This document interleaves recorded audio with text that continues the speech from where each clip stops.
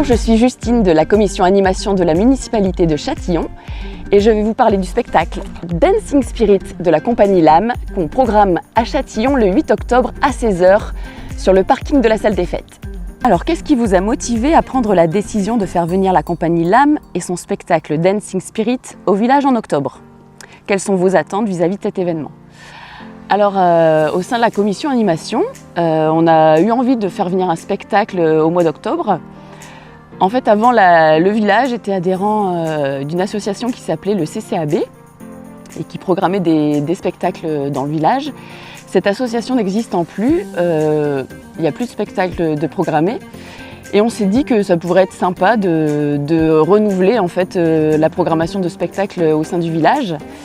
Et fort de l'expérience qu'on a eue au mois d'avril en jouant Engrenage à la salle des fêtes, suite au retour que les spectateurs nous avaient fait, du fait que c'était très sympa, que ça permet aux gens de se retrouver, de vivre ensemble un moment agréable, on s'est dit que ça pouvait être vraiment une bonne idée de renouveler l'expérience, d'où cette envie déjà de programmer un spectacle. Donc on fait ça en extérieur, parce qu'on trouve ça aussi assez accueillant. On a toujours un beau cadre dans Châtillon, on a la chance d'avoir un beau village. Donc ça se fera en extérieur si le temps nous le permet. Et nos attentes vis-à-vis de cet événement, on espère que ça regroupera pas mal de spectateurs et que les Châtillonnais feront le déplacement jusqu'à la salle des fêtes pour voir ce spectacle et qu'on vive ensemble un moment convivial et qu'on ait des moments d'émotion communs, quoi. Donc peux-tu nous parler davantage de la façon dont Dancing Spirit s'intègre dans la programmation culturelle de Châtillon-d'Inzergues et de l'impact que cela pourrait avoir sur le public? Alors, en termes de programmation, pour l'instant, ça reste léger. C'est un des premiers spectacles, hormis les spectacles, les concerts qu'on organise au moment du marché en fête.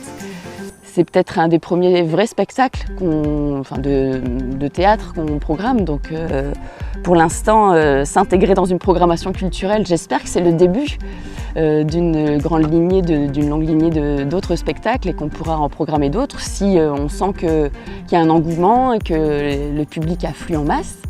On en programmera d'autres et voilà, donc on espère que ce sera le début d'une longue lignée. Le spectacle Dancing Spirit combine plusieurs formes artistiques, notamment la danse, le cirque, la magie et l'humour.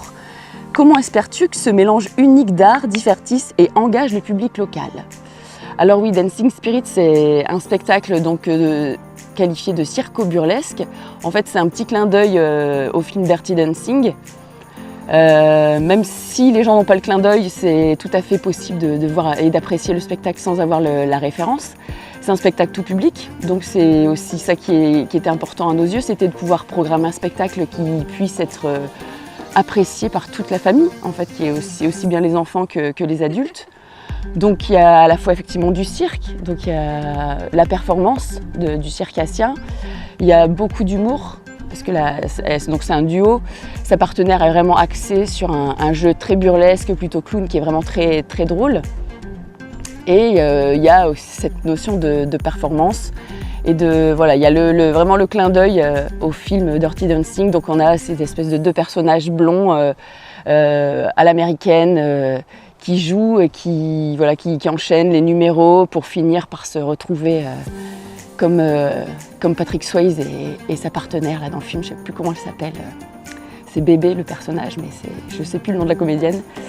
Voilà, donc on espère que ça attirera les gens, que ça créera une émulation et qu'on continuera à programmer d'autres spectacles par la suite.